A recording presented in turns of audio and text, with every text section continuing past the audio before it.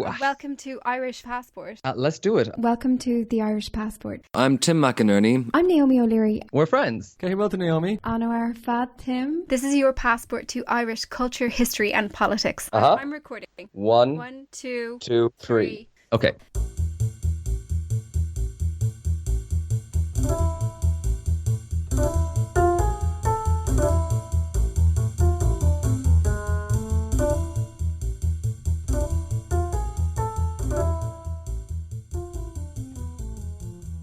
Hello everyone and welcome back to the Irish Passport podcast, and today we're talking about something that I think most of you will have heard about in the last few months, and especially since the iconic Coachella music festival in the States. We are talking, of course, about Kneecap, the Irish hip-hop group who have made headlines pretty much one after another for the last few months, right Naomi? That's right. Yeah, they've become sort of, I think, internationally emblematic of the Irish position, the Irish public sympathy for the Palestinian side, I suppose, in the current situation in Gaza. It's interesting to see how this is a band that controversy has accompanied since their inception, as we'll see in this episode.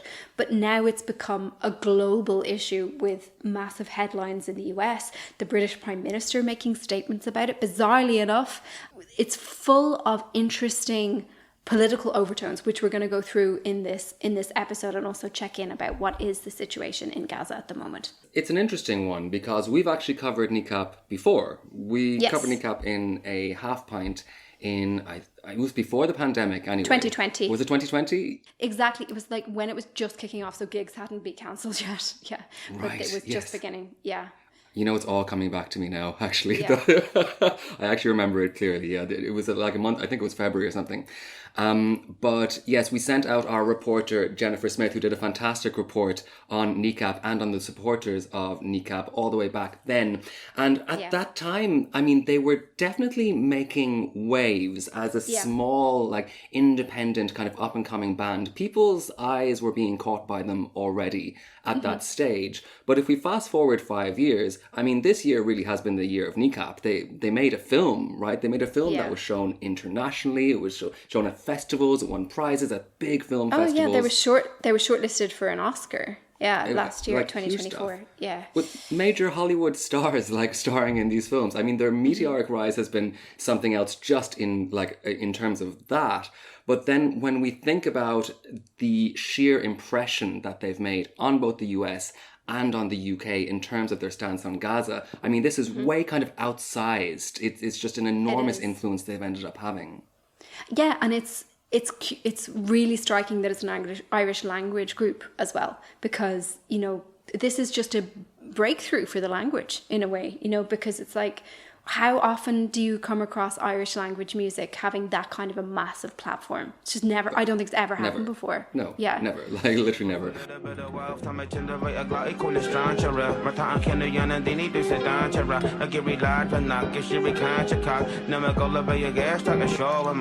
Shastiki to your doing, yeah, they're doing it to you constantly. And in the picture, well, it's really what you want to be. You're born to sound good, live your fantasy before they eat you up, especially you're the laugh at G. Fan sucker, BG, Brasakas, clean it off, land mucker. Okay, so before we go on, we better just set down who exactly are Kneecap. Yeah. So, right, they were formed back in 2017, right? That's when they got started. They were in their late teens at that point. It started off being two rappers, Makara, whose name is Liam O'Gohani, Mowgli Bap, that's the stage name of Nisha O'Carlon. They're both from West Belfast, and they're joined by the guy who does the beats, DJ Provy, who is JJ O'Doherty from Derry. Okay. Kneecap, we should say, the name is a pun, right? So it's a provocative reference to the punishment that's doled out by the remnants of armed groups in Northern Ireland to people who cross them or who displease them or whatever, which is shooting in the kneecaps. But it also comes from kneecap'em, which means I don't understand in Irish, and sounds like you're saying kneecap him, which is, it's a clever pun. Right, yeah. And I mean, it's definitely, like, I'd say the name itself was one of the first things that really got attention in the North, right? Because it was a really provocative name to put on your band. Definitely. From the very beginning, as we can see, part of what they do is part of their appeal almost is this provocation, which has constantly been accompanied by controversies going back to 2019, I think even earlier. So just to describe a little bit, obviously their imagery, they're wearing tricolour balaclavas and so on as DJ Probe does. It evokes Irish republicanism, and they're very clear that they have an Irish republican identity. They favour the unification of Ireland. From the outset, though, we should also say, like, from the very beginning, they've always described what they do as parody, like they're playing characters. Nevertheless, the politics of it are very, very genuine. Yeah, and it's an interesting crossover between that. So, I mean, like, just to quickly come back to the name again, I mean, like, that name is ironic, right? So if the people who are outraged by the word kneecap, when you think about the other meaning of that kneecapum, I don't understand. It's kind of a joke on the people who are going to be outraged by the word kneecap, So there's a kind of a thread of parody in almost everything. And this, this iconic tricolour balaclava that DJ Proview wears is a representation of that, or the central example of that, because it's ridiculous, it has this kind of threatening side, right? Because it's like a balaclava, and wearing a balaclava in Northern Ireland, right, is provocative in any context. A balaclava with a tricolour on it, makes it very clear where it's coming from politically. But also a big woolly balaclava with a tricolour kind of almost makes fun of the whole idea of this threateningness. It also has a kind of practical function as well, because that balaclava, like, your man was a teacher, okay? He was disguising himself, right, on stage. But a video did come to light where he basically showed that he had the words Brits out painted on his arse, and that got back to the school, and in the like wake of that he left his job. That was like back in 2022 or something like that. But maybe we're getting ahead of ourselves. So I want to tell the origin story of Kneecap. So where Kneecap comes from is actually a moment when the Irish language did not have official recognition in Northern Ireland. It didn't have official recognition, amazingly, until 2022, which is just kind of really striking to remember now. It was such a powerful political issue at that time that it was one of the factors that actually collapsed Stormont at one point. So the band came out of that moment. So what happened was Mowgli Bap, he spray painted the word Ciarta, meaning rights, on a bus stop, and the police intervened, and he managed to escape, but his friend was arrested, and his friend spent the whole night in a cell waiting a translator because he was refusing to speak anything but Irish. And in the wake of that arrest, they wrote the song Ciarta, which we can hear now. Neil, two fucking Essex, London, Sean a fucking joke. Tell me a geary vegan kosher laddie, give here a couple of yokes. Get down a couple of lean, wine and food or mean coke. Is Chucky Jerry, he has been with her fatty golden smoke. Up my rug, they're earning and you. It's Virginia, a VSC slash, you're watching a soul. Martin, a muckamore, a mirror, a tour, or arm, a spay, locked my gabry, a tour, my home. C-E-R-T-I, it's coming up so fuck free in Garda. Do Jean last, it's a Misha row cast, and the Yaki to Misha in my house row. Ada C-E-R-T-I.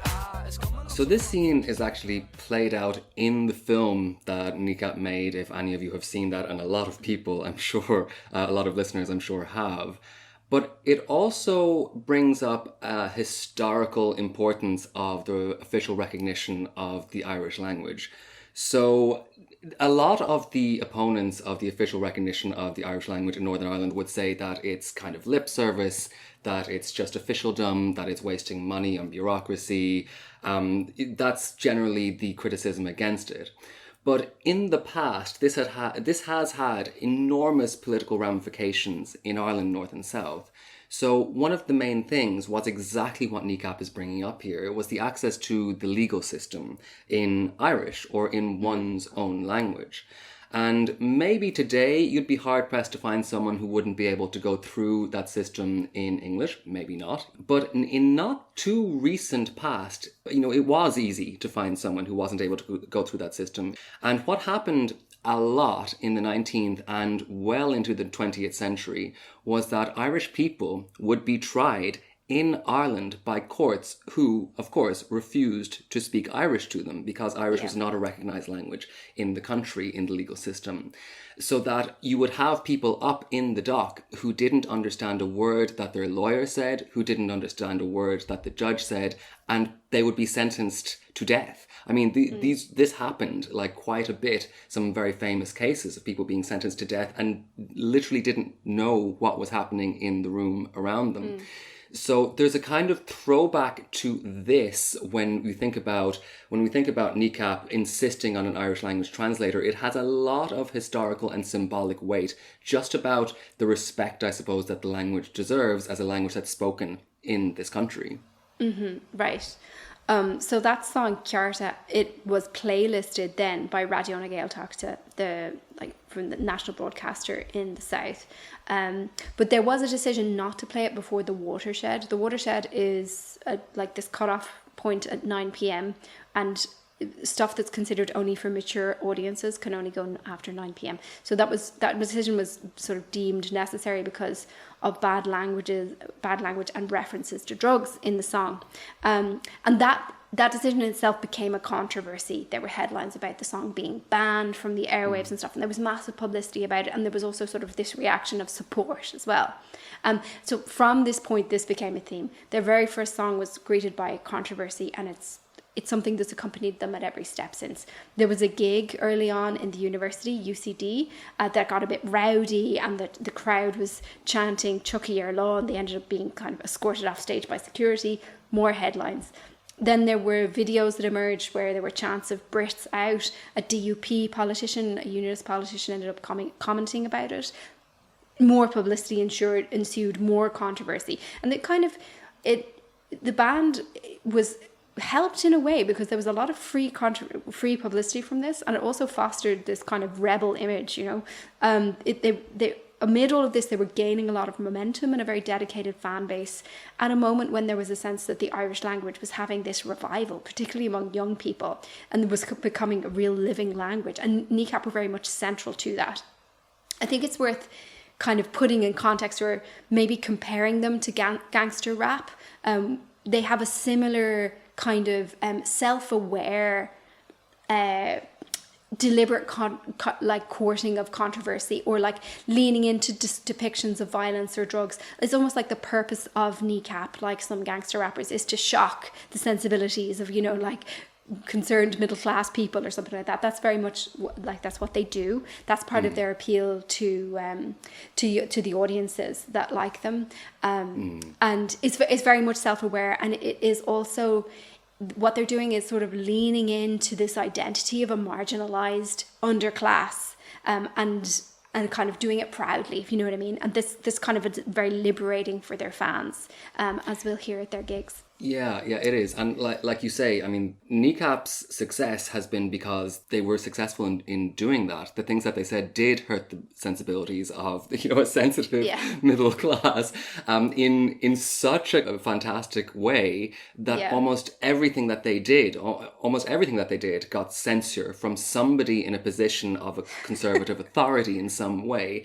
And almost, every headline that has been written about them, I would say maybe 90% of the headlines that have been written about them is a direct result of somebody trying to shut them down, somebody trying to get rid of them. I mean, from Radio na Gaeltachta to the DUP, right, to the British government, to the American government, to try and get the censure of absolutely everybody. And every time somebody does that, it only strengthens the position that they're putting forward in the first place, right? Yeah. So, I mean, you could almost feel their fan base growing because it's attracting more people who are saying, well, now, they need my support. So it's amazing how this has defined them, actually. The efforts to get rid of them, quite literally, has defined their success. Yeah, there's an extra irony as well to the word Kneecap, which that was one of the things that annoyed people, I think, to begin with in Ireland. There were so many people who were wound up by that name.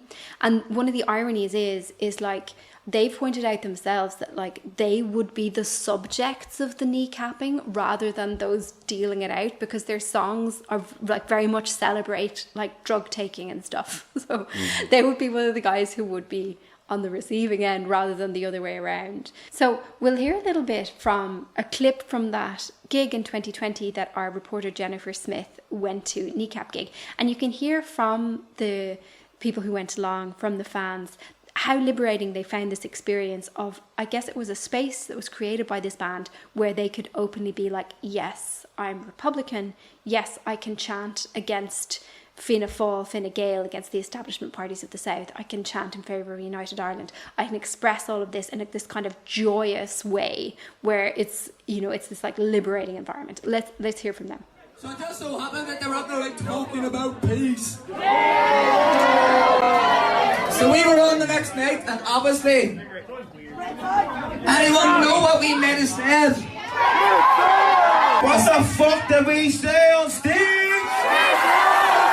Get your fucking Brits on! So the ambience of the show was really quite something else. The crowd was very energetic. They were chanting pro-rebel chants, anti-Fine Gael and Fianna Fáil chants. And in many instances, Kneecap were actually leading these chants. Fuck Fine Gael and Fianna Fáil too! Fuck Fine Gael and Fianna Fáil too! Fuck Fine Gael! The concert happened on the same day as the election down south. And in that election, Sinn Féin actually came first in all age groups other than the over 65s. And that is a first ever in Irish history. There's just no filter with these guys. I think they're being very honest and brutally honest about how a lot of people, young people feel about this fucking situation. They're like no filter, hardcore Belfast boys. I'm sure that carries a huge amount of problems with what they do, their lyrics, their motive. Like, it's not in an aggressive way, but it's just factual information that these things happened, and I think we were beaten down, people were murdered, and it's not like we're retaliating or being violent against kind of the English monarch, all that. We're just kind of almost trying to level the game. It's just totally unfair that we were mistreated, and it's not like you're being violent and you're stepping up. It's like, no, do you have any idea what happened? I think people don't realise like the facts, and the fact of the matter is that people were murdered, people were starved, and our land was robbed, so trying to take the whole country away from us. And it's not just us, it's like India, and like the list goes on. So yeah, it feels very personal for everyone that's here. That's why the music and people just go so absolutely crazy. It is so hard for like people within like Northern Ireland to be like that fully forward within like who they want to be and stuff. And they just make it okay, and they make it fine, they make it fun, they make it like a lot of crack and stuff. It's fucking class. Not about the fucking like sectarianism or anything like that. It's just about bringing everybody together and having a good time. Chuck your law and public ambu. By the way, that was a London concert on a tour that was called Farewell to the Union. They've just always had this amazing knack of just like for provocation, farewell. This was in Brexity times, just to remind you. We'll put a link actually to that full report in the show notes, because we dig in a lot into the history of the politicisation of the Irish language, and also its long roots, which are kind of overlooked sometimes in Protestant communities in the north. Yeah, and a quick shout out to our reporter Jennifer Smith there, who really was the one who said we've got to make a story about these guys. It was her idea back in 2020. Yeah. So I just want to give her credit for that, and she's doing some great academic research at the moment on conflict in Northern Ireland too. So I guess to me, when I noticed that like Kneecap were taking the next sort of step up into global fame and infamy was in 2024, because two massive things happened. One was the release of that film, which we've been referring to. It's a film called Kneecap, like the band. It stars the band as themselves, but it has Michael Fassbender playing Mowgli's father. And it won the Audience Award at the Sundance Film Festival and was nominated for like 6 BAFTAs, I think, as well as being shortlisted for the Oscars, I think, for Best International Feature and also Best Original Song with their song Sick in the Head. Here, dog, tree.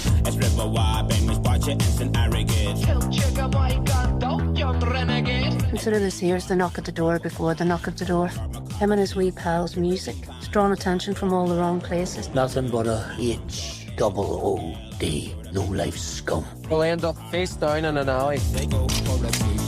You have a life, a career, a future. Remember, I can take it all away from you like that. Guilty conscience, no thanks. Special delivery. Hey! No more music. Every day I am not captured is a psychological victory against the occupiers. Kneecap, so-called Irish language rappers promoting antisocial behaviour and violence. Stay what's the tug of? Enough time, Mrs. Yusuf. I never want to see you again. I never want to see you again. Well, look who it is. Bone thugs and no harmony. But those hoots have to say this city doesn't need to be hearing. He's here asserting his right to speak Irish. A Belfast band has been criticised for chanting anti-British slogans. Gach focal Gaelic literature. She pilljar, a skilter or some search in the heron. Boris Billy or Shillavik. Why don't you just speak the Queen's English? So that kind of catapulted them into a new level of fame. But at the same time, it was accompanied the same year by this controversy again. And like you say, Tim, attempts to shut them down from the highest levels. So Kneecap were awarded a grant, okay? The grant was, I think, £14,250 from the Music Export Growth Scheme, which is supposed to help, like, bands in the UK help get audiences overseas, right? Yeah. That grant, the award of that grant was actually blocked from the top down by the Department for Business and Trade. So after they'd been awarded it, and the business secretary, so a UK minister who was Kemi Badenoch at the time, said the grant should not be awarded to, quote, to people who oppose the United Kingdom itself. So it was very explicit that this was because of the position of the band in favour of United Ireland. I think with a tremendous form, Kneecap filed a discrimination case against the UK government and won. Of course, they won, okay. They got the grant and then they split it between two youth organisations, youth organisations that work with Protestant communities and Catholic communities in Northern Ireland. By the way, this is something that's also worth reiterating. They're always saying that, I guess, even though they might have the Republican views and they favour United Ireland, that doesn't prevent them being friends with people who have different views. And also, they've repeatedly said, to the point where it's almost become a cliche, that they feel they have more in common with, let's say, a loyalist from a working class area of East Belfast, more so than, let's say, some posh guy from a nice area of South Dublin. They've said this, like, a lot, because I suppose what's important to understand about them is they're coming at this from more of a class perspective rather than a sort of ethnic nationalism perspective, if you look past all of the provocation and the divisive stuff that they do say and do. Yeah, and you know, something that's quite uncanny is the way that in many of these situations, as provocative and as offensive to people, I suppose, as they might be, they've really succeeded in making their critics look bad. Like, I mean, in a lot of these situations. So that was a perfect example of that. Kemi Badenoch, you know, represents this side of the British Tory party that everyone knows couldn't care less about Northern Ireland, right? I mean, Rishi Sunak, when he was Prime Minister, I think I remember you talking about it in a previous episode, had never been to Northern Ireland before his campaign, and he just showed up there and said, "Oh, hi." You know, like, these are people who didn't really understand that the border existed during the Brexit debacle. I mean, these are people who are just kind of iconically ignorant about Northern Ireland as a political faction. So them kind of making pronouncements, and them making such an ignorant pronouncement about a grant not being awarded to people that oppose the United Kingdom itself, quote, you know, that in itself is a basic misunderstanding of the principles of the Good Friday Agreement, right? That everyone's political views in Northern Ireland are actually legitimate, right? Legitimate under the law. And that's a part actually of this section of the UK. That's a recognised part of this section of the UK by the UK itself under like agreement, like international agreement. That it showcases that already. And then by getting the opportunity to split that grant between youth organisations in Protestant and Catholic communities in Northern Ireland, Kneecap, this band which was supposed to be so offensive to the UK as an institution, is doing more, of course, for working class people in both of those communities in Northern Ireland than that Tory party really has ever done, right? You know what I mean? It's just kind of really shows them up. In a way, I don't know, I see them as kind of like shit posters. You know, like they're just very good at speaking the current cultural language and outwitting people, I guess, you know, particularly in direct appeals to young people and their audience. Okay, so that's the background. But of course, all of this year, there's been something else going on that has really catapulted Kneecap into the news as well. And that was ever since the October Hamas attack on Israel and the devastating Israeli retaliation on Gaza and everything that's happened ever since. Tens of thousands of people dead, hundreds of people dying every day, people starving, and Kneecap are really outspoken on this issue, and that's got them right into the newspapers again. Well, it's changed it fundamentally, right? Because there wasn't any attention paid to this band Kneecap outside of Britain or Ireland, really, particularly, until I think it's really dates to Coachella in April this year. So against the background of Israel's siege on Gaza and bombardment on Gaza. So I'll just say what happened at Coachella. It was in April 2025. The band was playing this huge US festival, the kind of opportunity that is a dream come true, frankly, for Irish artists. You know, having access to that size of audience, people in the US might not appreciate, but making it in the US it's just this massive career breakthrough for Irish musicians. And Kneecap used that platform to comment on the situation in Gaza. So they projected these words behind them on the stage. They projected, Israel is committing genocide against the Palestinian people. It is being enabled by the US government who arm and fund Israel despite their war crimes. And then, fuck Israel, free Palestine. And they also, as they have done for a long time in their gigs, they led political chants. This time it was free Palestine. So they led those chants. Now, the response in the US was shock, I think. I think this is like one of those moments where it was like a culture clash, because something that came out of Ireland from the context of what's normal in Ireland in terms of views on Gaza and Palestine is so out of the ordinary in the US that I think this kind of explains the vehemence of the reaction. Sharon Osbourne, randomly enough, called for the work visas of the band to be cancelled. This Sharon is a really Osbourne of the Osbourne fame. Of the Osbournes, yeah. So in a way, it's almost ridiculous because it's kind of like a bizarre person to be doing this. But it's really serious, actually, because calling for the work visas to be cancelled it's very deliberate targeting of their income and their success, and it is something that can destroy the future of a band. We can think of this happening before, for example, with like Sinead O'Connor. You know, if your prospects are destroyed in the United States, it actually has like massive ramifications for you.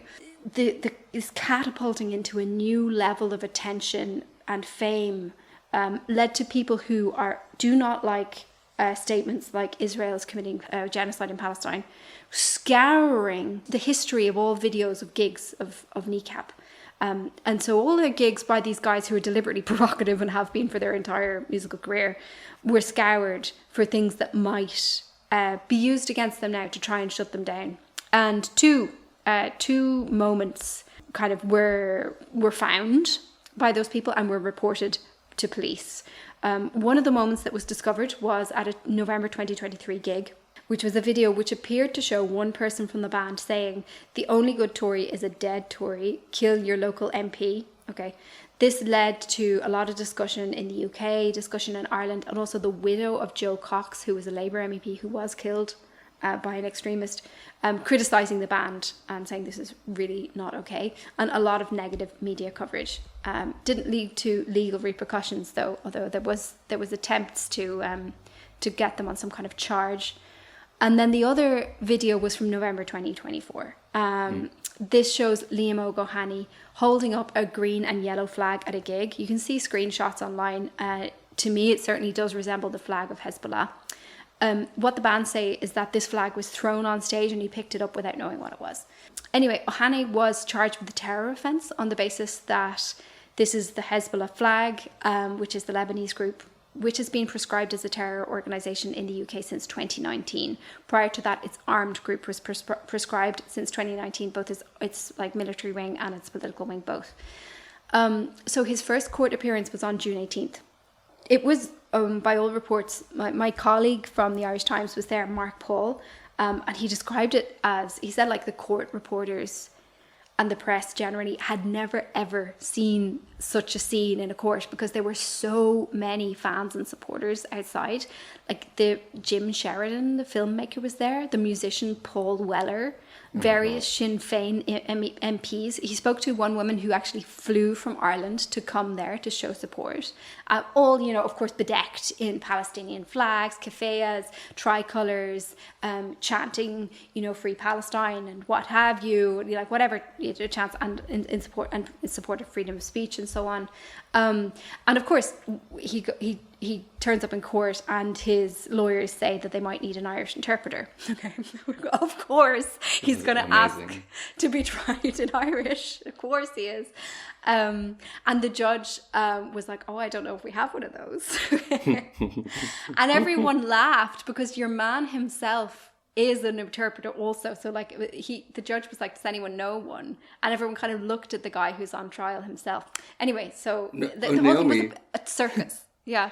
There's another layer to this listeners might pick up on as well, because in the film that they made, the opening scene is of DJ Provi being asked to be a language interpreter.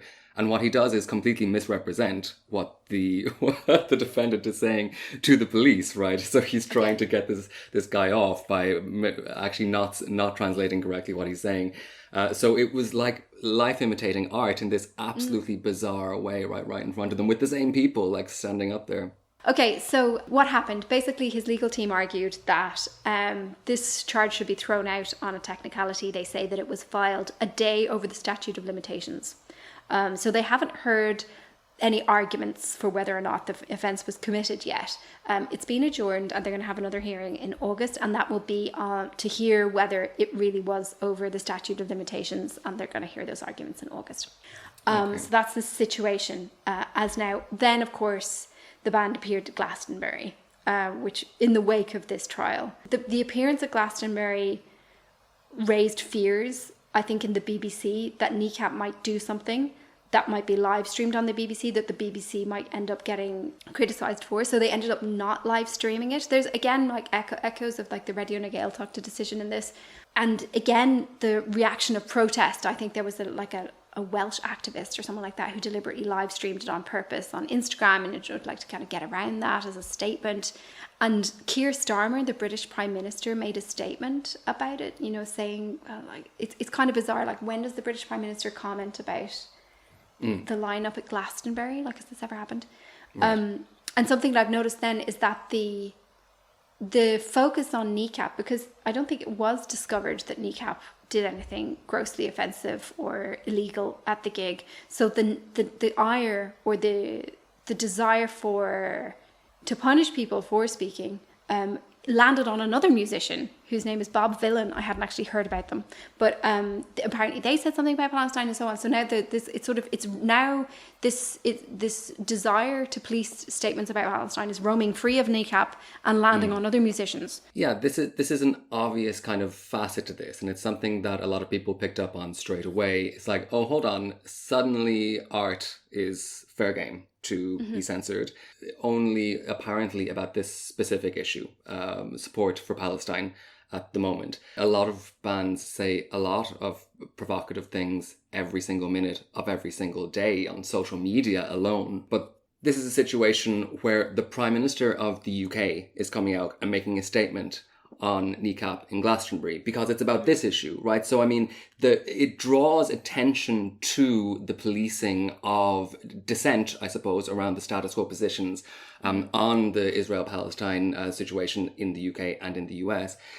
Now, it also, I mean, once again, it feels like this whole situation has just made the critics look bad as well. So there is, first of all, this kind of very bad optic of people scouring through literal years of footage to find anything that they did wrong. and then once they did, taking them to court.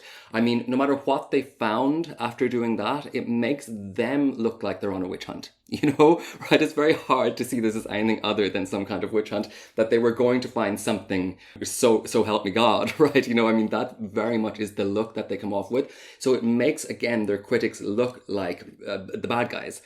And that secondly, I suppose the optics right at the moment of charging Kneecap with a terrorist offence for picking up a flag, whether that was, whether what they're saying is true or not, or whatever is found in court, no matter what, that just seems so trivial compared to the actual terrorism that's happening in Palestine right now against tens of thousands of people being starved, people being mown down, civilians being shot in the street by the IDF. The idea that Kneecap are the terrorists in this situation just seems facetious or something. It makes the authorities that are imposing this look ridiculous, and it makes them look callous. Actually, it makes them look like very clearly they're trying to make everyone look the other way and failing. Mm-hmm.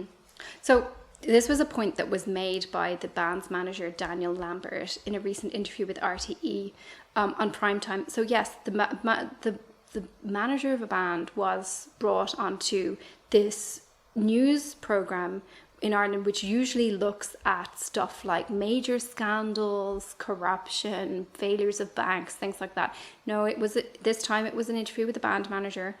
I think because this had become a political issue in the US particularly, then the politicians at home in Ireland felt that they had to say stuff about it, and the Taoiseach Micheál Martin ended up saying stuff about it as well, and they ended up on this platform, Primetime. So this is Daniel Lambert kind of asking the question, why this focus on the band? The last few days have been very challenging, and to the massive credit of the three lads, and it's something that hasn't been said, at no point have they had any concern for their own income, for their own careers, for their own futures, and at every point they have the absolute conviction that they are doing the right thing and they stand on the right side of history, and that should be said. Why this happened, and you mentioned at the intro, is around what they said at Coachella. And what they said at Coachella was the right thing to say. It's something that we've said at Leeds Reading, at Glastonbury, we've said it in Dublin and Belfast. And what it is a message aimed at governments who are enabling a genocide in Gaza.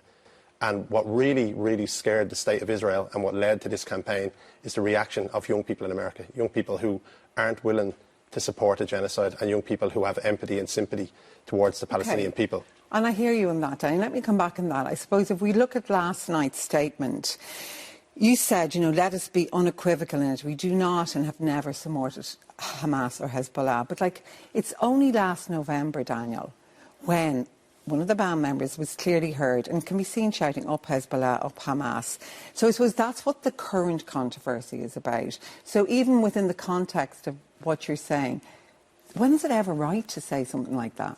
Well, we're in the space, I'll address those comments in a second. We're in the space now of moral hysteria and moral outrage. And you have a band being held to a higher moral account than politicians who are ignoring international law. Keir Starmer was an international lawyer.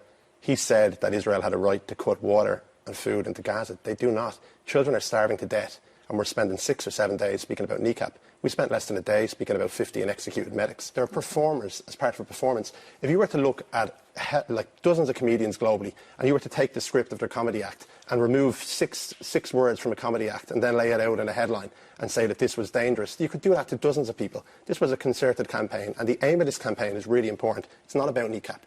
This has nothing to do with Kneecap or something that Kneecap may or may not have said.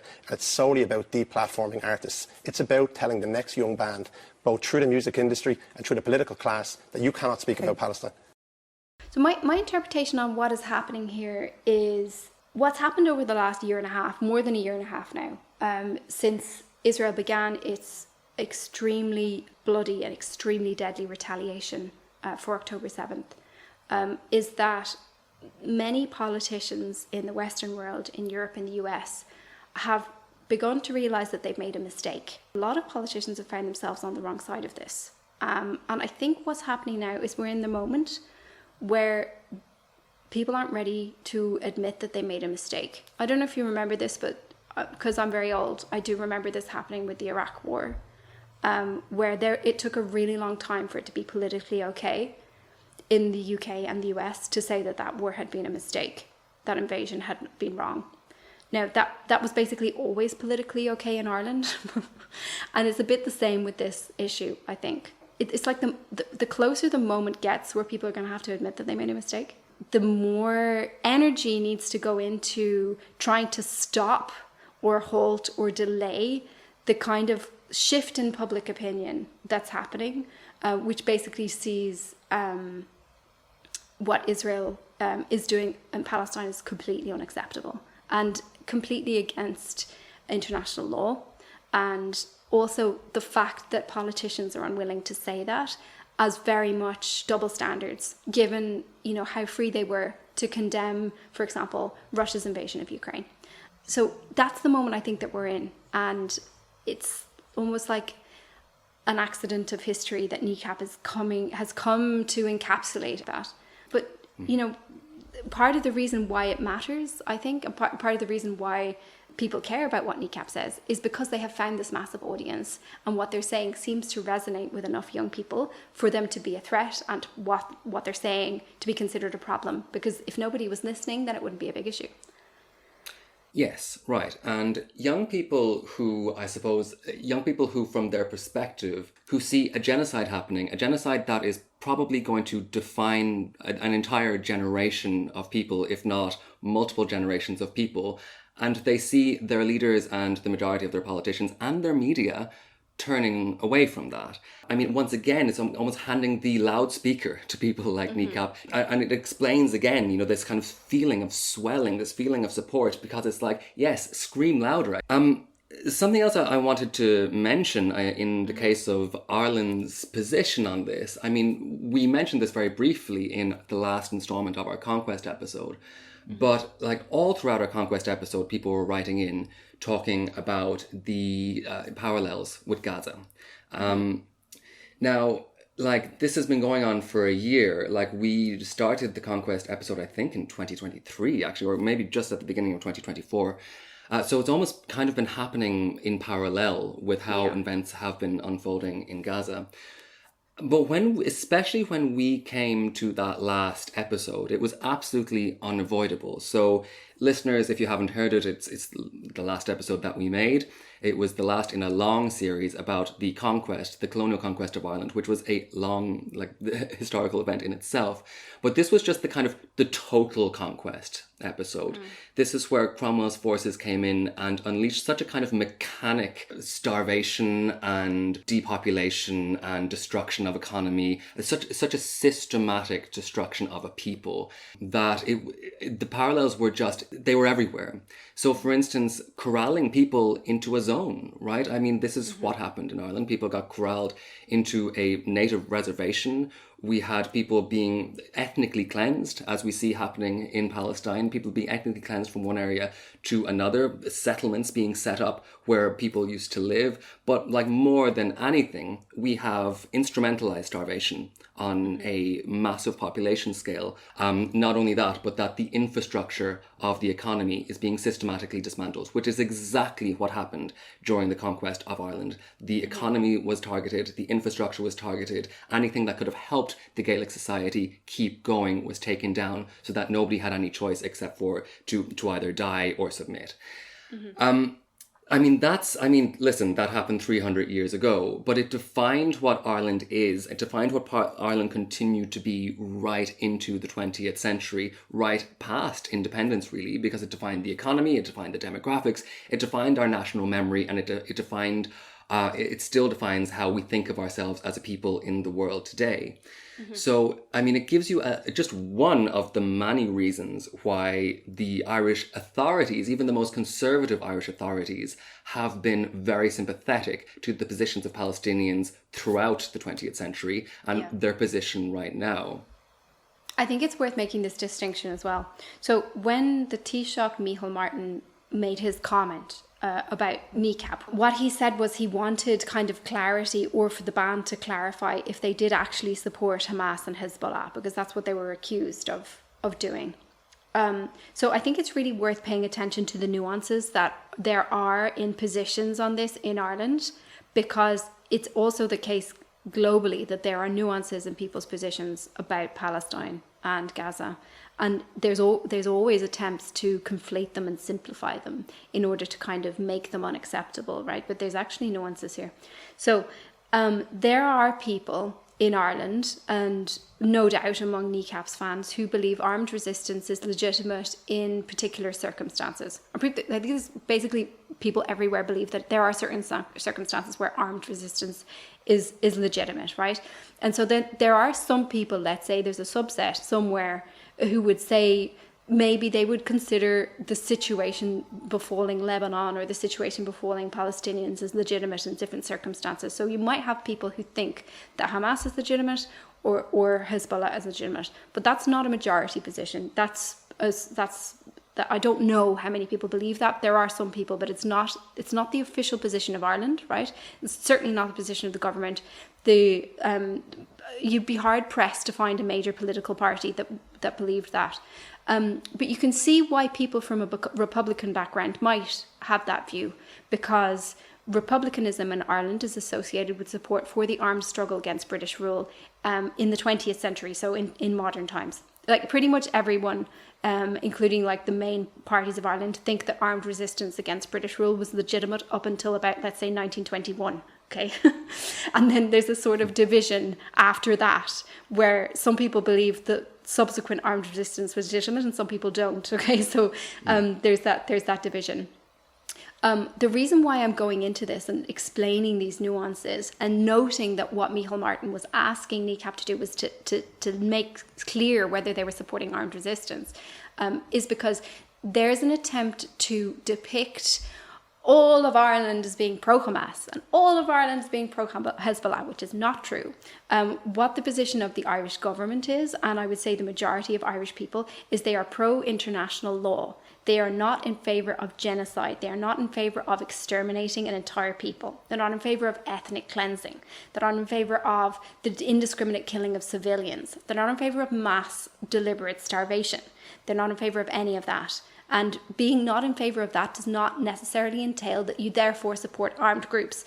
Although there are some people who do, okay? There are some people who do. It's worth mentioning that. There's a reason why there was a Hezbollah flag, or would appear to be a Hezbollah flag at that gig. There are some people who think that.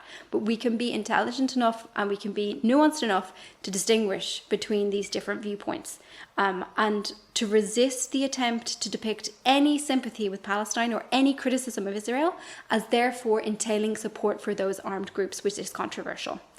So I'm just stating that. I hope it's helpful for people to have it laid out. As for the position of Kneecap, they are for sure going to say that if they ever did toy with some kind of hint about support for armed resistance, that it was parodic.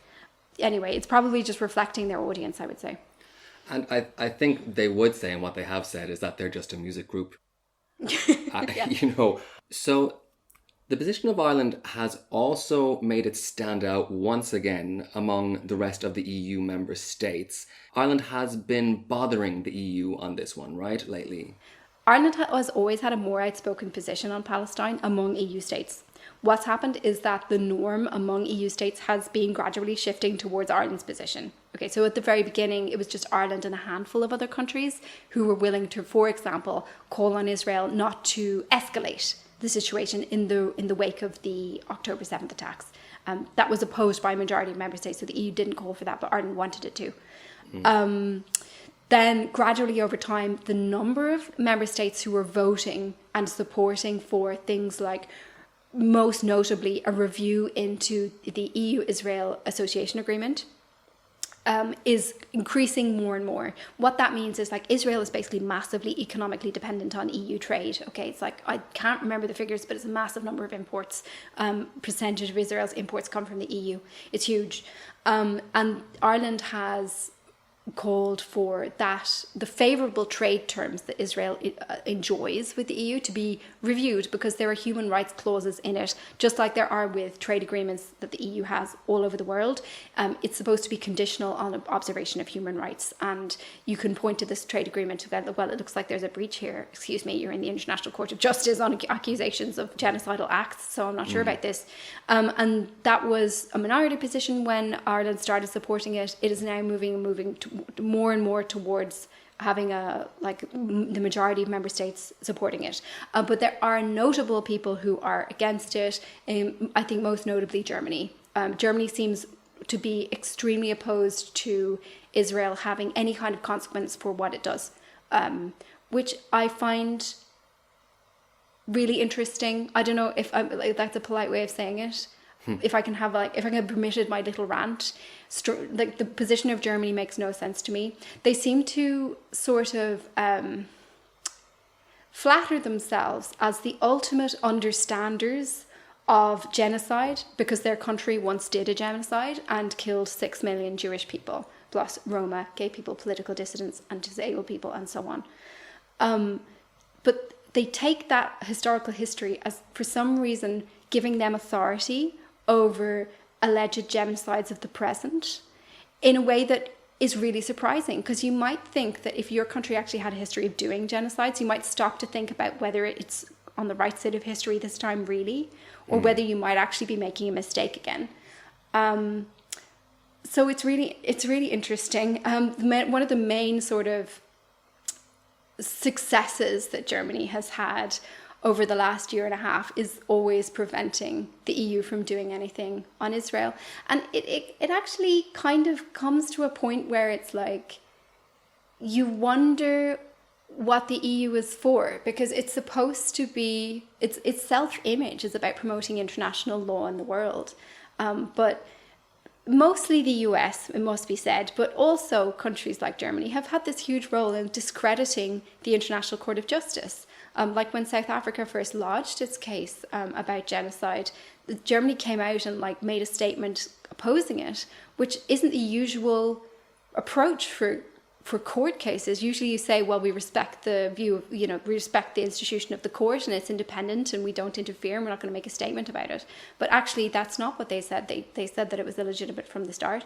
So there's this, Germany in particular, I keep pointing to them because I just do see them as particularly responsible for this, being the very large EU member state that just seems to be constantly blocking this stuff.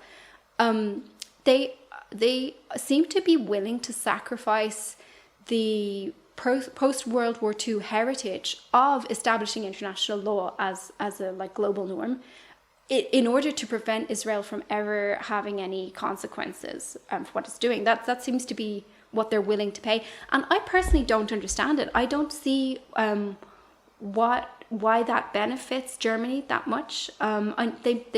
They say that this is their historical responsibility because they killed so many Jewish people in the past. But that's a strange conflation of Jewish people with the State of Israel. The State of Israel does not equate Jewish people in general. Actually, some of my reporting at the moment it's looking into the ways in which people are trying to get justice for acts that are done in Gaza now in ways that don't rely on the International Court of Justice, because the International Court of Justice has been so laden down by essentially politicization.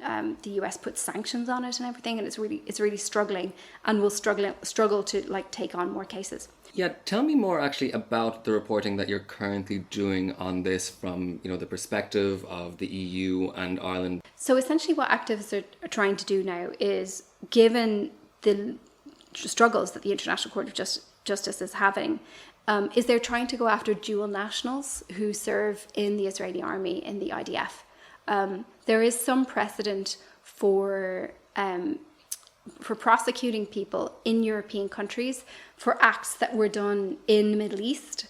This happened, for example, to some Syrian people who came to Europe as refugees. They ended up on trial because they were able to, acts that were done in Syria were able to be pinned on them. And using that same logic now, a number of activists have filed legal complaints, so basically calling for a judicial investigation into the acts of dual nationals who serve as soldiers. So just this week, a group called the International Federation for Human Rights brought a complaint in France, actually, to the Paris Tribunal. And they basically asked judicial authorities there to investigate two soldiers called Sasha A and Gabriel B, who are French, but they're also Israeli. They served in a particular unit of the IDF, which is accused of killing civilians. So they brought this evidence to prosecutors in France, asking them to look into it and hopefully bring them to trial. That's what they hope. But yeah, I was, speaking to activists about this and looking into what they're accused of. It kind of brings home, like you said, Tim, the almost insulting contrast that there is between the frivolous focus on the actions of a band and the reality of life of people in Gaza at the moment. So I was sent the testimonies, eyewitness testimonies of people who had experienced this sniping unit, which had been stationed in Gaza. It's nicknamed the Ghost Unit, okay, and it was first kind of brought to light in a documentary by a Palestinian journalist called Yunus Tarawi. So the Ghost Unit is the 9th platoon of the auxiliary company of the 202nd Battalion, okay? That's part of the Israeli Army's paratroopers brigade. And I was looking at this testimony. It includes surgeons, doctors in hospital describing the civilians, children mostly, coming in with gunshot wounds to the head and neck. And then the people who had survived this, there's testimony from a 12-year-old boy about how both of his parents were killed. I can read you some of the testimony. This is from a 12-year-old child, okay?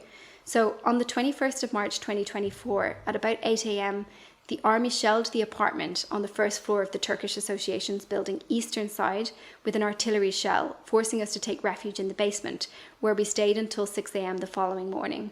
The next day, my parents went up to check the apartment and told us not to follow them. My father was standing by the window when a sniper from the Al-Mutaz tower across the street shot him in the chest. The following morning, 22nd of March 2024, about 10 a.m., my father decided we would leave the association's building and head to the Jordanian hospital. We crossed an empty plot of land to reach the main road. As we approached the road, my father was shot in the back by Israeli forces, with the bullet exiting his abdomen. My mother, frightened, hugged my sister, Elle, who was behind her, but the sniper shot Elle, hitting her in the back and chest. The same shot also struck my mother in the chest. Panicking, I grabbed my sisters Y and A and rushed them into an abandoned house under construction owned by the H family. My mother attempted to join us, but the sniper shot her in the foot. I went upstairs to get water for my parents, only to find that they had both died. Okay, that's just one testimony that's in here. I don't know if I should read them all out, because honestly, after just reading these, it affected me for like a good day, I would say. And I don't know if I want to inflict that on all of our listeners.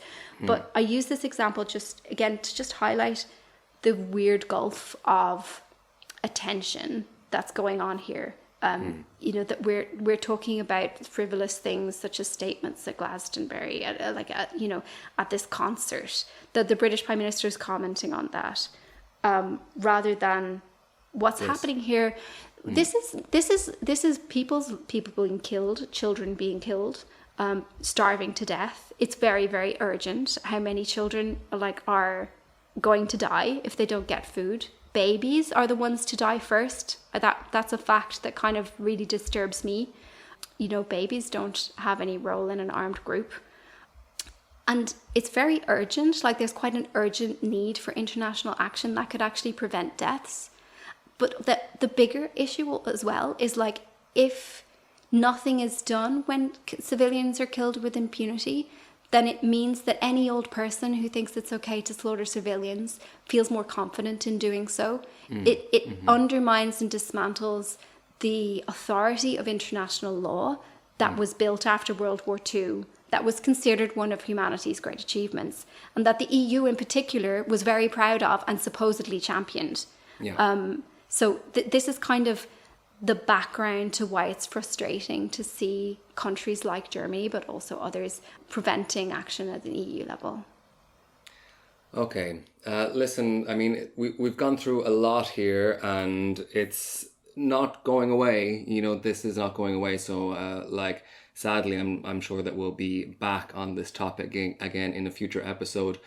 But for the time being, thank you so much, Naomi, for sharing your reporting there, which is so important to hear. Thank you, listeners, for sticking with us throughout this year. We're going to take our annual leave right now, so we'll be taking a rest for a little while, but we'll be back soon with lots more episodes. But in the meantime, you can always find loads, more than 100 pieces of extra content over on our Patreon account, which you can subscribe to at www.patreon.com/The Irish Passport, and you can support the podcast today. Patreon.com/The Irish Passport, including that report on Kneecap from 2020, which is really interesting to listen back on, especially the history of the Irish language and the kind of where they come in on that story. All right, with that, it's a slán from me. Slán for now.